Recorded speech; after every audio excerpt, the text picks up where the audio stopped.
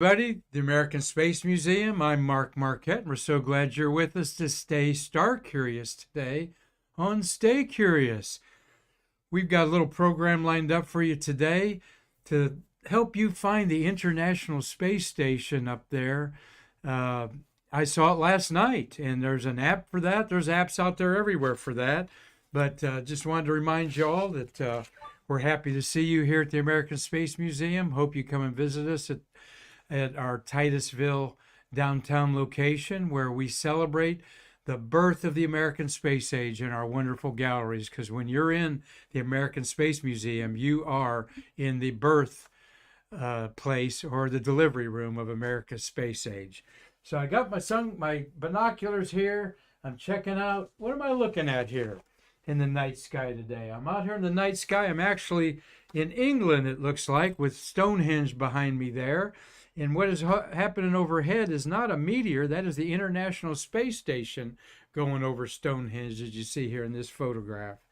And so we're going to talk about seeing the space station. We're also going to talk about a few little current events going on today. And one of them is we have out at the pad. Whoops, where'd that picture go? We have out the pad again. Nope, there's Stonehenge as I'm messing around here.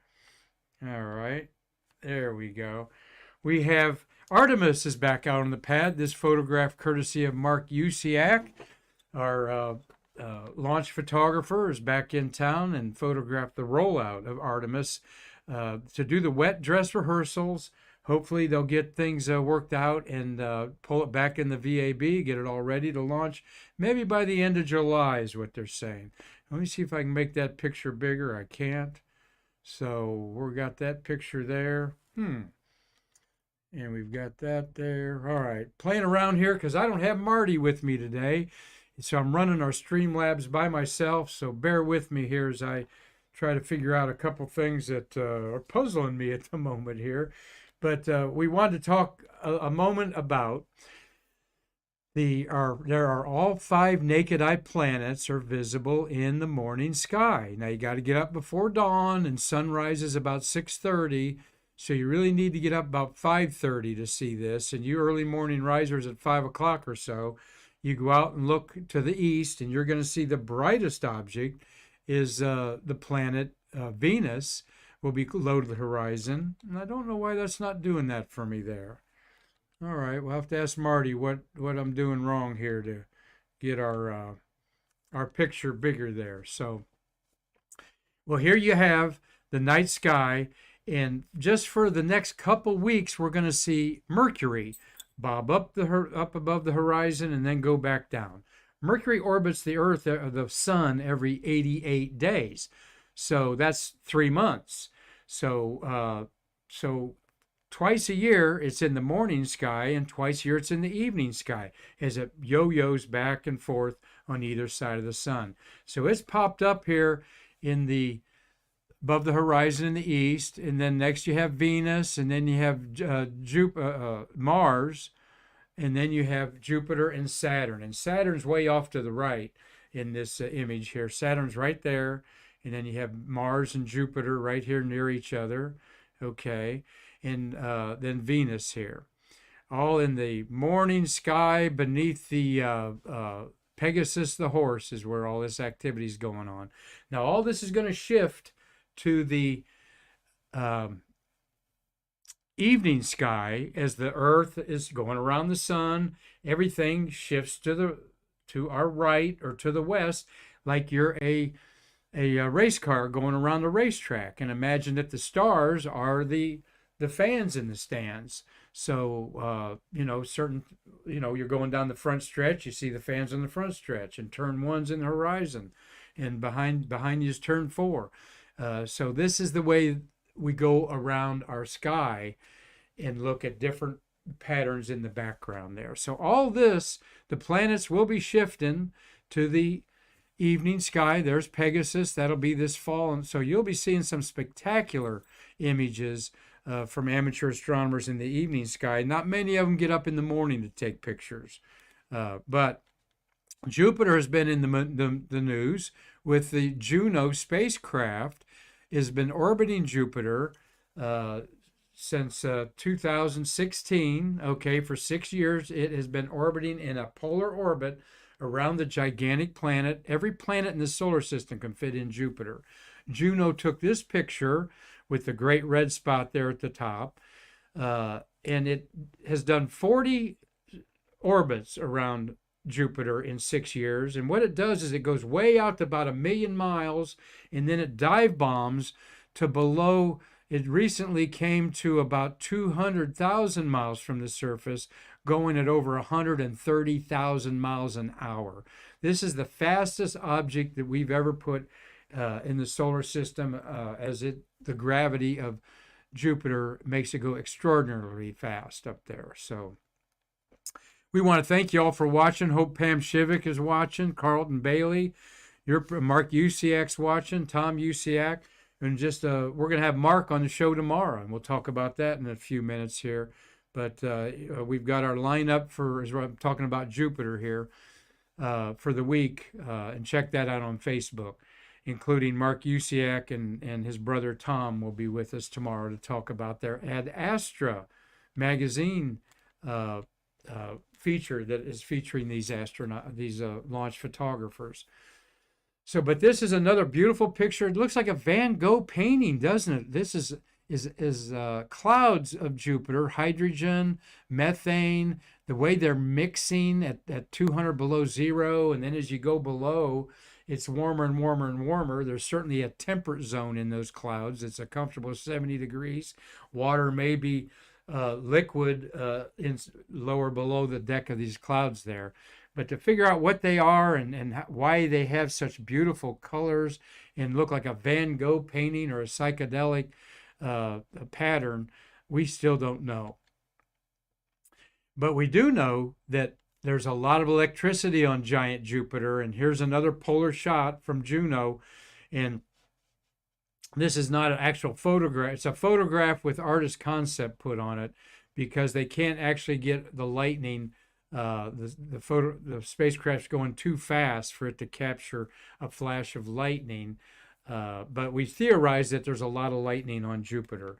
So when you look at these planets in the morning sky, there's more than what than just a bright star in our sky. These are worlds of their own with many, many moons.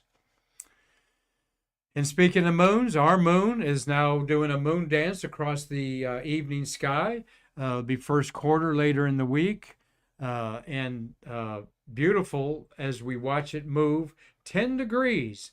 Actually moves 12.5 degrees a night to the left or to the east. The moon is constantly moving at over 2,000 miles an hour. So it's overtaking the Earth's 1,000 mile an hour rotation every 29.5 days. All right, that's where we get the month, the concept of month, and so many other things on our world are based on the moon's cycle. A lot of animals cycle around the moon cycle and so forth. But it's fun to watch the moon dance, but it's also fun to watch the moon as it's rising or setting. And you're going to see it setting this week, before midnight, that type of time. You look out and boy, that moon looks big and gorgeous against the night sky and against trees and so forth. It looks like it's huge, yet you can always cover the moon with your little finger. Outstretched, it's 1/2 degree across. This is called the moon illusion, that the moon looks so big. I've talked about it many times on Stay Star Curious. Here is a chart. You see those black circles there. What they emphasize is another optical illusion. The circle in the middle is the same size on both those patterns. The black large circles and the black small circles, the one in the middle, is the same size. You have this moon illusion where things are like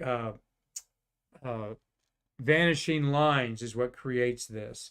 And this is a good illustration to show you that the landscape and how we're looking at a single point makes the moon look larger, as you see in this drawn image, than it does up above, simply because of the vectoring of the lines and the buildings, trees, mountains around it. Just like this field where you see the clouds look so gigantic, okay, towards the horizon, but overhead they're just big old puffy clouds. So, but here is a crescent photograph I took of the moon in some nice pretty pink clouds. It looks big and big to the naked eye when you see it close to objects. And here is they call this the young moon in the new moon's arms, the new moon being the dark area of the moon. And this exposure is a long exposure that you can do with a camera on a tripod to reveal the earth shine, or the dark part of the moon is illuminated by sunlight that's bouncing off the Pacific Ocean and bouncing back onto the moon. After all, everything is illuminated in our solar system by the sunlight, by the light of our star. So we want to talk a little bit about seeing the International Space Station, because we are in a favorable week where you, wherever you live, will be able to see the International Space Station once or twice this week. I saw it last night at 9:15 is when it went overhead. Now sunset's around 8:30. All right, in this period of twilight, the hour from when the sun sets to about 2 hours later is when you're going to see satellites, because they again are catching sunlight on their solar panels or bright areas. And just like this is a gorgeous picture of the International Space Station going over just under the moon. Looks full, but it doesn't have to be, because this is a time exposure of over probably about a minute. And there's Stonehenge in England. Isn't that cool? Robert Law watching us from Dundee, Scotland. All right. And I'm sure that he's been to Salisbury is where in England where the Stonehenge is. We're going to talk about that in a second, because when I saw the International Space Station go overhead last night, and I immediately thought about, wait a minute, we have 7 people on the International Space Station, but we have 3 more people launched to the Chinese Tiangong Heavenly Palace new space station. Here they are, 2 men and a woman returning to space for her second time. Her name is Louis Wang, I think. Anyway, those names are hard to pronounce for me anyway. But you've got 2 men and a woman launched Saturday by the Shenzhou spacecraft. They're in China, one of 3 places where we've launched humans to orbit the Earth. Well, the other one is in Kazakhstan, Russia, and you bet, the third one's right here where I'm sitting, Brevard County, USA. And that launch pad where Artemis was rolled out to is just 10 miles from where I'm sitting. But here are the Chinese astronauts, or they call them tachionauts, as they got on the space station Sunday. Of course, saluting their communist leaders there. But it's interesting, the lady's making her second trip. There's 1 rookie, and the commander has been in space before at the first space station, Tiangong 1. And I think he was up there for only 16 days. Well, they're going to spend 6 months up there and have 2 big units added to this space station that is ever growing. And watch out, because China has a very ambitious space program right now, and they're bragging about it to the free world, that they're going to go back to the moon maybe before us. And they've already got a rover on Mars and a rover on the backside of the moon that are active right now. This is the Tiangong space station of Russia in its current configuration, minus 1 of the spacecraft on each end.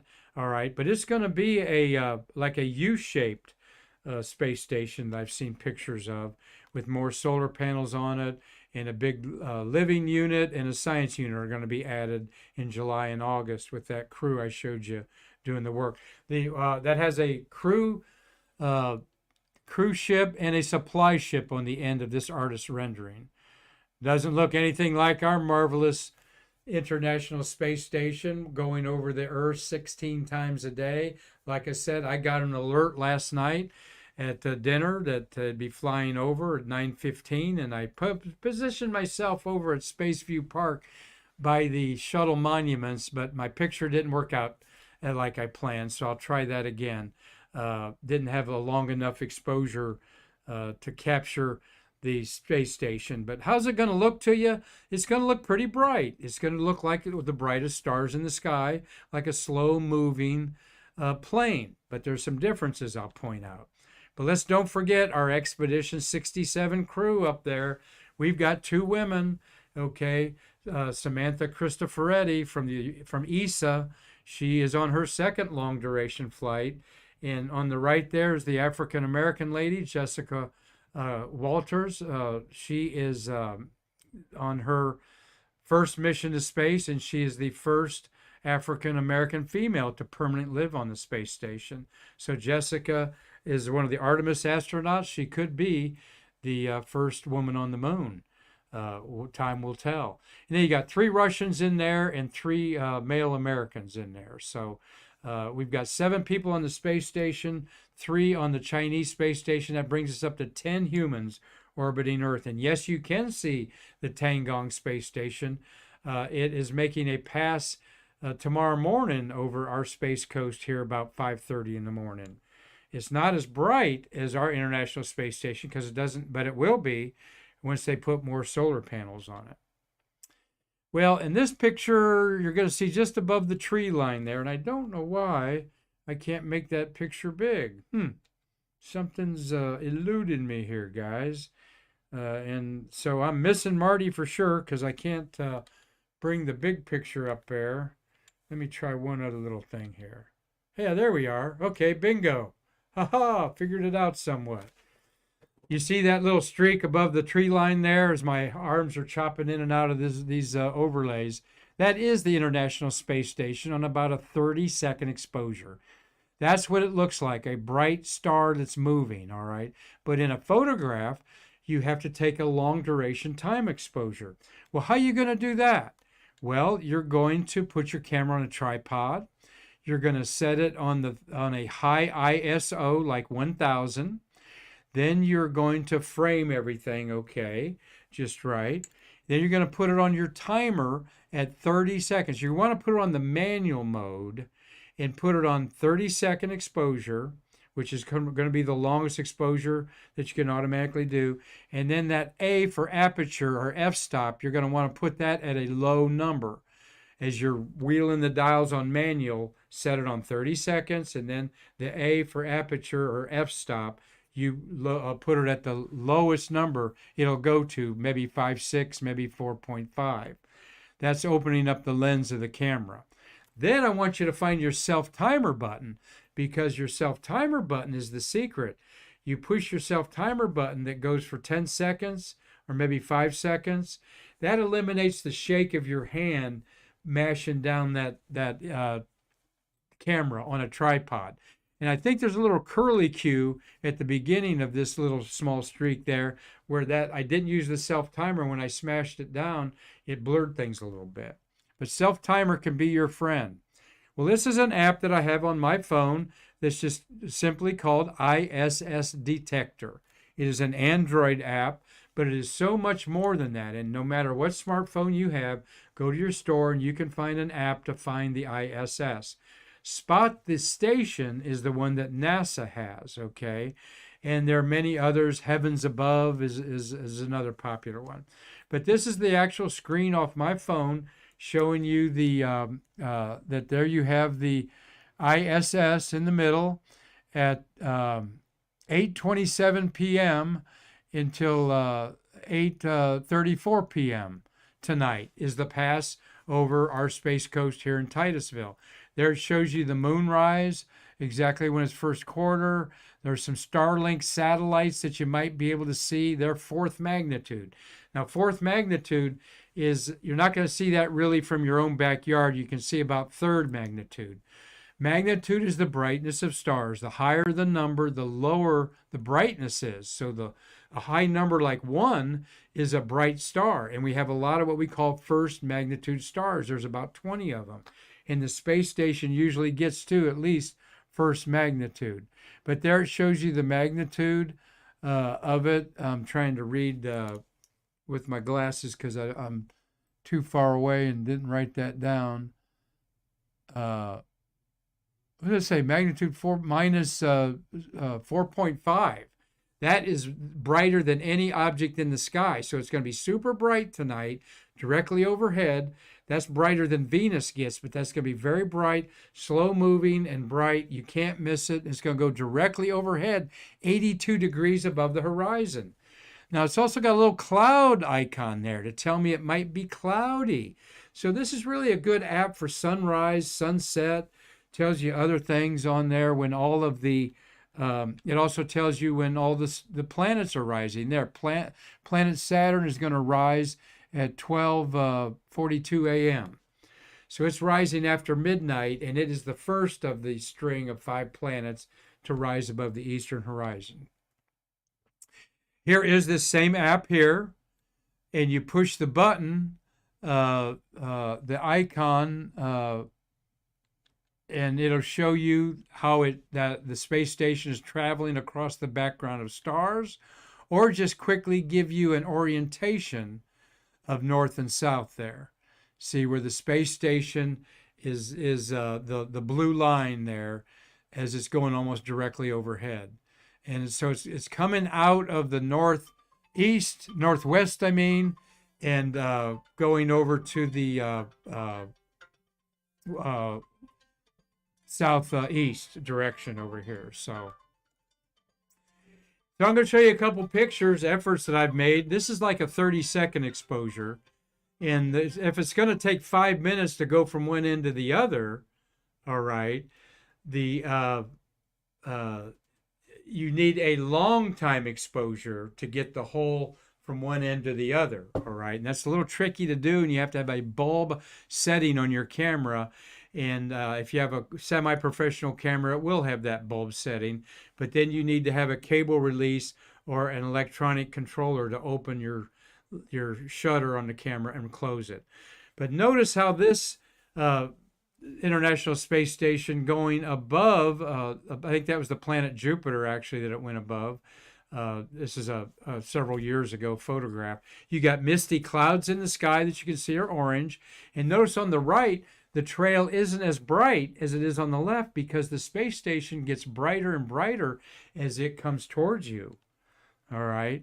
And then when it's directly overhead, it's going to be closest to you and the brightest, and it's also going to be going the fastest when it's directly overhead. So it'll look like it's going slow, but as it's getting closer and closer to you, it's going faster. So this is the constellation Orion, all right? You see the 3 stars of the belt of Orion there. And at the bottom right is the space station in a 30-second exposure that I just happened to capture a plane at the same time on this chopped up line going left to right, going in the same image, all right, in 30 seconds. So I took the 30-second exposure, and it gives you a good idea that shows you there that the breaking up of the airplane is because of the lights blinking off and on its safety lights. It has a white, a green, and a red light on the all airplanes, so you know that what direction they're going and that it is an airplane at night. And that's how you distinguish them from any other object that you might see in the sky. Look for the blinking lights. So that was a 30-second exposure. Then the camera may take 30 seconds to process that image, and then I clicked it again. Whoop. And there, I clicked that, and bingo, I got our galaxy, and that I'm here, and that is where I'm sitting right now on our Milky Way galaxy. But that's a little bit out of order. But that's to show you that in our Milky Way galaxy of a spiral arm, we are outside of the nucleus in one of those spiral arms. So, again, I took another exposure right away, didn't move the tripod, as you can see here. Same setup with the palm tree. And those lines are converging, and they crossed each other, okay? And I actually have a photograph of that crossing here I took in another camera. But there you see 30 seconds of the space station moving away and an airplane going in the other direction. And here is when they intersected. All right, how cool is that? You see the straight line of one of the red lights, I believe, on the airplane, and then you have the blinking white light, and then you have another green light on there. And then the space station is the one that's cutting right to left there. So you can have a lot of fun with this once you master the technique. Don't be discouraged. The secret is using a tripod and releasing your trigger on your exposure by a preferably a 3 to 10 second self-timer. Self-timer on a camera can be your friend, not just on all kinds of night photos, even during the day.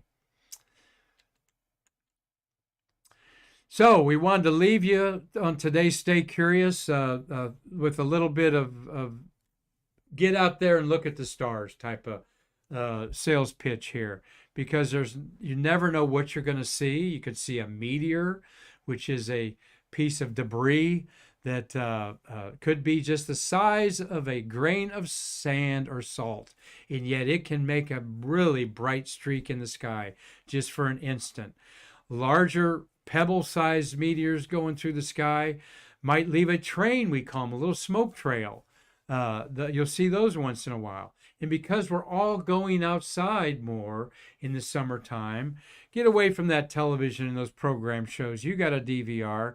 If it's clear out, go out and catch a little moonshine over this next week. That's the kind of moonshine you can't get too much of, by the way.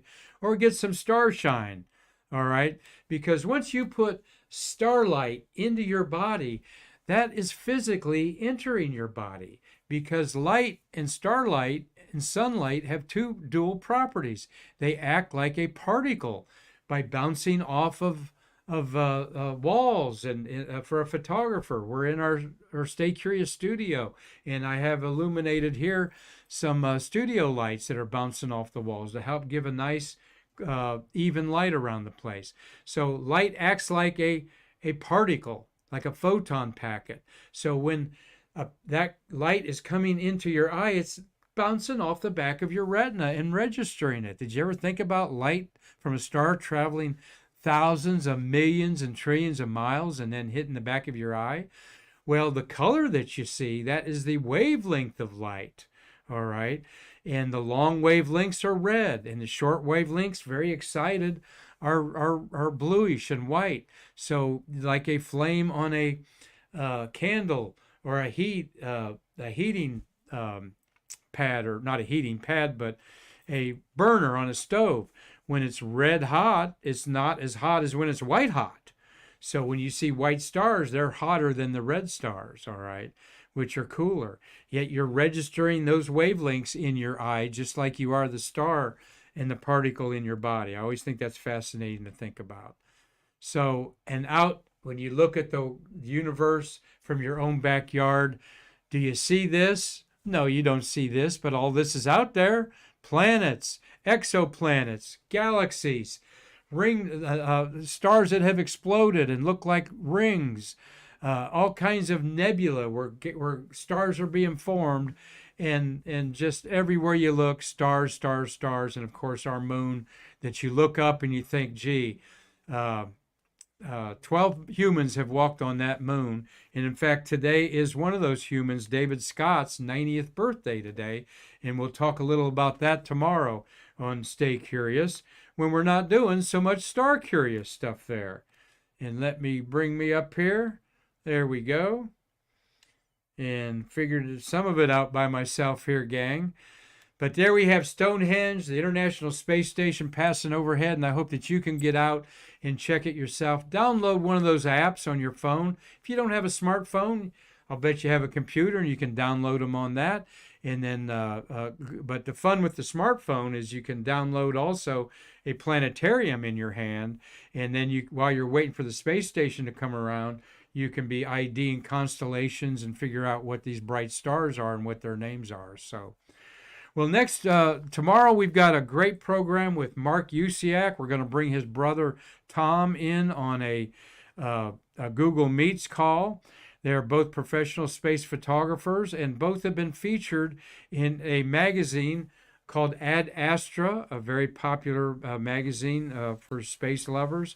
And this is probably the only time this magazine in its it's been several generations in 30 years, but they're featuring these two wonderful launch and space photographers from, they live in Lancaster, Pennsylvania. Mark's here, like I said, photographing the Artemis rollout, and he's also here to be the professional photographer for our Thursday guest, Mr. Chris Calley, a world-renowned space artist, and his father, Paul Calley, who's passed away, is also world-renowned, particularly for his pencil sketches of the Apollo 11 crew when they're being suited up 53 years ago. We'll be celebrating that next month. And some of their seminal work. Paul Calley was responsible for over 40 U.S. postage stamps, and Chris has done his share of 2 or 3. I think Chris has done about a dozen postage stamps for America and other countries. And Chris is going to be here to talk about a partnership with the American Space Museum and Calley's space art that we're so excited about, and we'll learn a heck of a lot about his wonderful father, Paul, and his incredible artwork that is iconic in stamps and images that you all well know. So Wednesday we'll be doing Shuttles from June, and Friday Tales from the White Room with Triple T. So we all hope that you stick around and stay curious with us. And our whole staff here at the American Space Museum is hoping that you're planning a vacation here on the Space Coast. And if you are, that it includes a visit to our American Space Museum, a one-of-a-kind treasure trove of artifacts that celebrate the birth of the American space age, right where it all began, here in this delivery room, Brevard County. So until tomorrow, with Mark Usiak, I'm Mark Marquette, and I'll see you again to bridge the space between us.